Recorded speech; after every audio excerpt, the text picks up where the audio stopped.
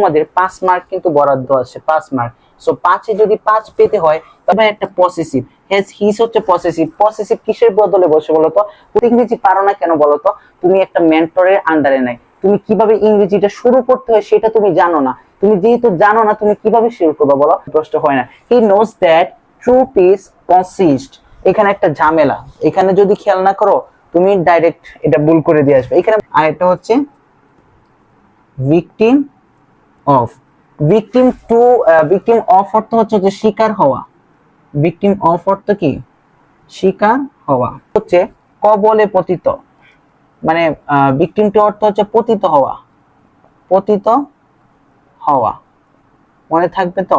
তাহলে আসসালামু আলাইকুম দাখিল পরীক্ষার্থীরা, কেমন আছো তোমরা সবাই? আজকের ক্লাসে তোমাদেরকে পড়াবো হচ্ছে প্রিপজিশন। প্রিপজিশনে হচ্ছে তোমাদের 5 মার্ক কিন্তু বরাদ্দ আছে, 5 মার্ক। সো 5-এ যদি 5 পেতে হয় তাহলে তোমাদেরকে অবশ্যই প্রিপজিশনের যে বেসিক নিয়মগুলো আছে ওইগুলো তোমাকে জানতে হবে, এবং পাশাপাশি ভাইয়া তোমাদেরকে অ্যাপ্রোপ্রিয়েট প্রিপজিশন মুখস্থ করতে হবে। কিন্তু তোমাদের জন্য সুসংবাদ হচ্ছে ভাইয়া, এত এত অ্যাপ্রোপ্রিয়েট প্রিপজিশন এগুলো কি তুমি মুখস্থ করবা? এতগুলো তোমার মুখস্থ করার দরকার নাই ভাইয়া, মাত্র তোমাকে এত এত হাজার হাজার অ্যাপ্রোপ্রিয়েট প্রিপজিশন থেকে মাত্র 500 অ্যাপ্রোপ্রিয়েট প্রিপজিশন দিব, এবং সেগুলো থেকে তোমার ইনশাআল্লাহ 100% কমন আসবে। সো এখন হচ্ছে আমরা একটা বোর্ড কোশ্চেন সলভ করব, যেটা দাখিল পরীক্ষায় এসেছিল। সো এই বোর্ড কোশ্চেনটা সলভ করার পরে তোমাদেরকে বলবো যে অ্যাপ্রোপ্রিয়েট প্রিপজিশন গুলো তোমরা কোথায় পাবা, ঠিক আছে? যেগুলো কমন আর কি, 500 যেগুলো বাইরে দিব। সো দেখো তো ভাই, এখানে কি বলছে? প্রিপজিশন আমাদের হচ্ছে আজকে টপিক। এখানে বলতেছে যে an honest man is true dash of his word। এখানে এটাই বুঝাইতেছে যে an honest man একজন সৎ ব্যক্তি is true dash his word, মানে এই লাইনটা দ্বারা বোঝাতে যাচ্ছে যে একজন সৎ ব্যক্তি তার সততা কথার মাধ্যমে প্রকাশ পায়, তার কথার মাধ্যমে কি প্রকাশ পায়। একটা নিয়ম মনে রাখবা, এই যে দেখো এখানে হিস আছে না, হিস হচ্ছে ভাই একটা পসেসিভ, হ্যাজ হিস হচ্ছে পসেসিভ। পসেসিভ কিসের বদলে বসে বলতো? কোনো ব্যক্তির কোনো অধিকার বুঝাতেই তো ভাইয়া আমরা পসেসিভ ব্যবহার করে থাকি। সো এটা মনে রাখবা, কোনো ব্যক্তিবাচক কোনো কিছুর পূর্বে যদি প্রিপজিশন বসাতে হয় তাহলে সাধারণত টু বসে। তাহলে ভাইয়া এখানে আমরা কি বসাবো বলতো? এখানে টু বসাই দিবা। তাহলে দেখো তো মিলে কিনা। an honest man is true to his word, মানে কি একজন সৎ ব্যক্তির সততা প্রকাশ পায় তার কথার মাধ্যমে। তারপরে লাইনে আসো, হি does not deviate dash the path of honesty. So এখানে হচ্ছে তোমার, এটা তো ছিল হচ্ছে আমাদের বেসিক যে প্রিপজিশনের নিয়ম ওইটা। এটা হচ্ছে ভাই অ্যাপ্রোপ্রিয়েট প্রিপজিশন, যাদের মুখস্থ আছে তোমরা কিন্তু অলরেডি কি করছো? বসায় দিছো ভাইয়ার আগে, কি তোমরা এটা সলভ করে দিছো। তো এটা কি হবে? ডিভিয়েট, তারপরে কি ডিভিয়েটের পরে হয় ভাই হচ্ছে ফ্রম বসে, ডিভিয়েটের পরে কি বসে ভাইয়া? ফর্ম বসে। মানে দেখো তো একটু অর্থটা মিলাও, হি ডাজ নট ডেভিয়েট, সে কি বিচ্যুত হয় না। ডেভিয়েট মানে হচ্ছে মানে পথভ্রষ্ট হওয়া বা বিচ্যুতি হওয়া। So he does not deviate, সে কি পথভ্রষ্ট হয় না from the path of honesty, মানে কি সততার পথ থেকে কি সে পথভ্রষ্ট হয় না। হি knows that true peace consist. এখানে একটা ঝামেলা, এখানে যদি খেয়াল না করো তুমি ডাইরেক্ট এটা ভুল করে দিয়ে আসবে। এখানে হি নোজ দ্যাট, সে জানে যে ট্রু পিস মানে সত্যিকারের যে শান্তি বা আসল শান্তি, true peace consist dash honesty. এখানে অনেকে কি করবা, কনসিস্টের সাথে তোমরা তো অনেক পড়াশোনা করো তাই না? অনেক পড়াশোনা করো, কনসিস্টের পরে কি বসাই দিবা? অফ দিয়ে দিবা। কনসিস্টের পরে কি দিবা? অফ বসাই দিবা। কিন্তু কনসিস্ট অফ অর্থ হচ্ছে ভাইয়া গঠিত হওয়া, গঠিত হওয়া। আর আরেকটা আছে কনসিস্ট অফ অর্থ হচ্ছে গঠিত হওয়া, এবং কনসিস্ট আরেকটা আছে হচ্ছে কনসিস্ট ইন। কনসিস্ট ইন হচ্ছে নিহিত হওয়া, কোনো কিছু নিহিত হওয়া। তাহলে এইখানে খেয়াল করো তো, হি নোজ দ্যাট, সে জানে যে ট্রু পিস সত্যিকারের শান্তি কনসিস্ট ড্যাশ হোনেস্টি। আচ্ছা বলো তো, সত্যিকারের শান্তি সততা দিয়ে কি সত্যিকারের শান্তি গঠিত হয়, নাকি সততার মধ্যে সত্যিকারের শান্তি নিহিত থাকে? কোনটা বলো তো? অবশ্যই সততার মধ্যে সত্যিকারের শান্তি নিহিত থাকে। তাহলে তোমরা যারা এখানে কনসিস্ট অফ ইউজ করবা তোমরা কিন্তু এখানে নাম্বার পাবা না, তোমাদের 5-এর মধ্যে 1 নাম্বার মাইনাস হয়ে যাবে। সো অ্যাপ্রোপ্রিয়েট প্রিপজিশন শিখার পরেও যদি ভালোভাবে ইউজ করতে না পারো তোমরা, তাহলে কি করবা? কখনো ভালো করতে পারবা না, বা 5-এ 5 কখনোই পারবা না। সো এখানে খেয়াল করো, এখানে বসবে কি?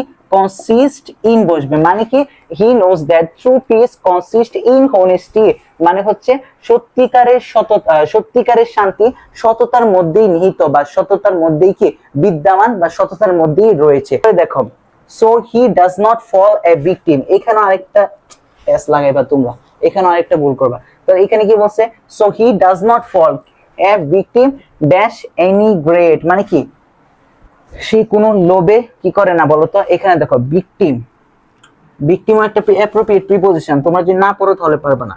ভিকটিম টু, আর এটা হচ্ছে victim of. Victim to, victim of অর্থ হচ্ছে যে শিকার হওয়া। ভিকটিম অফ অর্থ কি শিকার হওয়া, হচ্ছে কবলে পতিত, মানে ভিকটিম টু অর্থ হচ্ছে পতিত হওয়া, পতিত হওয়া, মনে থাকবে তো। তাহলে এখানে দেখো তো, তুমি এখানে বলতে হচ্ছে ভিকটিম টু অর্থ হচ্ছে পতিত হওয়া এবং ভিকটিম অফ অর্থ হচ্ছে শিকার হওয়া। তাহলে এখানে কি বুঝাইতেছে, so he does not fall a victim dash any greed, সে কি কোনো লোভের শিকার হয়। লোভ কি শিকার করতে পারে কাউকে? হ্যাঁ, লোভ হচ্ছে একটা গুণ, তার তো কোনো কি প্রাণ নাই, সো সে তো শিকার করতে পারবে না। বাট এখানে হচ্ছে তুমি কি দিতে পারো বলতো, ভিকটিম টু দিবা, ভিকটিম টু দিবা। কেন ভিকটিম টু দিবা? কারণ ভিকটিম টু দিবা হচ্ছে কারণ লোভে সে কি হয়, পতিত হয়। মানুষ কি লোভে, মানুষ লোভে পড়ে বলি না আমরা। সো এখানে এটাই বুঝাইতেছে, so he does not fall a victim to any greed, সে কোনো লোভে পতিত হয় না, সে কোনোদিন লোভে পড়ে না। তারপরে দেখো হি হ্যাজ নো অ্যাম্বিশন, তার কি he has no ambition, ambition মানে হচ্ছে উচ্চাকাঙ্ক্ষা, অ্যাম্বিশন মানে কি উচ্চাকাঙ্ক্ষা। এটা হচ্ছে তোমার অ্যাপ্রোপ্রিয়েট প্রিপজিশনে পড়ছে। অ্যাম্বিশনের পরে ভাইয়া আমরা এখানে ফর ইউজ করি, অ্যাম্বিশনের পরে আমরা ফর ইউজ করি। He has no ambition for worldly things, মানে কি দুনিয়াবি যত জিনিস আছে কোনো কিছুর প্রতি কি তার কোনো লোভ নাই। দুনিয়াবি কোনো যেমন ধরো বাড়ি গাড়ি আমরা যেগুলোর জন্য অনেক কিছু করি, সেগুলোর প্রতি কি তার কোনো কোনো সৎ ব্যক্তির কোনো লোভ নাই। তাহলে অ্যাম্বিশনের পরে আমরা কি ইউজ করব, ফর ইউজ করব। আচ্ছা, এখন আসো মূল কথায়। তোমরা যারা দাখিল বেচের আছো, দাখিল 27 পরীক্ষার্থী বা দাখিল 28 পরীক্ষার্থী, তোমরা কিন্তু চাইলে ভাইয়ার একটা পেড ব্যাচ আছে, সেখানে যুক্ত হতে পারো। সেই পেড ব্যাচে ভাইয়া তোমাদেরকে ইংলিশ সেকেন্ড পেপারে যতগুলা টপিক আছে সবগুলো একদম ধরে ধরে শেষ করাই দিব, একদম ধরে ধরে, মানে কোনো কিছু গ্যাপ থাকবে না ইনশাল্লাহ। তুমি বেসিক পারো না, বেসিকে তুমি দুর্বল, ভাইয়া তোমাদেরকে জাস্ট একটা বেসিক ক্লাস দিব। ওই বেসিক ক্লাসে তুমি একদম মানে কিচ্ছু পারো না, সব বেসিক তোমার ক্লিয়ার হয়ে যাবে শুধু একটা ক্লাস করলে। ক্লাসটা হবে 2 থেকে 3 ঘন্টার বা 3.5 ঘন্টার হতে পারে, ওই ক্লাসটা করবা। তারপরে হচ্ছে তোমাদের গ্যাপ ফিলিং আছে, হ্যাঁ, তারপরে হচ্ছে সাবস্টিটিউশন টেবল আছে, রাইট ফর্ম অফ ভার্বস আছে, ট্যাগ কুয়েশন আছে, চেঞ্জিং সেন্টেন্স আছে, কানেক্টরস আছে, সাফিক্স প্রিফিক্স আছে, হ্যাঁ, তারপরে হচ্ছে পাঞ্চুয়েশন আছে, আরো এভরিথিং যতগুলা গ্রামার টপিক আছে সবগুলোর উপর একটা করে ক্লাস পাবা। সো ওই ক্লাসগুলো করলে তুমি যে ইংরেজিতে যে দুর্বল তুমি ভুলেই যাবা, বুঝতে পারছো? তুমি যে ইংরেজিতে দুর্বল ছিল তুমি ভুলেই যাবা। তুমি তো ইংরেজি পারো না কেন বলো তো? তুমি একটা মেন্টরের আন্ডারে নাই, তুমি কিভাবে ইংরেজিটা শুরু করতে হয় সেটা তুমি জানো না। তুমি যেহেতু জানো না তুমি কিভাবে শুরু করবে বলো? তুমি মাঝখান থেকে কি চেঞ্জিং সেন্টেন্স হঠাৎ করে ঢুকে গেলা, তুমি কিছু পারবা? তোমাকে তো আগে বেসিক ক্লিয়ার করতে হবে, তারপরে হচ্ছে তুমি গ্রামাটিক্যাল জায়গায় হাত দিবা। তুমি তো একজন মেন্টরের আন্ডারে যদি আসো, যদি ভাইয়ার আন্ডারে আসো বা অন্য যে কোনো জায়গায় পড়ো, একজন মেন্টরের কাছে যাও, তিনি তোমাকে গাইড করবে তুমি কিভাবে শুরু করবা। সো আমাদের পেড ব্যাচে এটাই চলছে, অনেক শিক্ষার্থী অলরেডি ভর্তি হয়ে গেছে, তোমরাও চাইলে ভর্তি হতে পারো। সো দাখিল পরীক্ষার্থী তোমরা যারা 27 সালে এই যে জানুয়ারিতে পরীক্ষা, তোমরা একটা দুর্দান্ত রেজাল্ট করবা, আমি আশাবাদী। আমার পেড ব্যাচের স্টুডেন্ট যারা আছো এবং 2028 যারা আছো, তোমরাও এখনই ভর্তি হয়ে আগে একটা ভালো প্রিপারেশন নিয়ে নাও, ঠিক আছে? তাহলে ইনশাল্লাহ আশা করি তোমরা ইংরেজিতে দারুণ একটা রেজাল্ট করতে পারবা। সো ঠিক আছে, আজকে এতটুকুই। আল্লাহ হাফেজ, ভালো থেকো।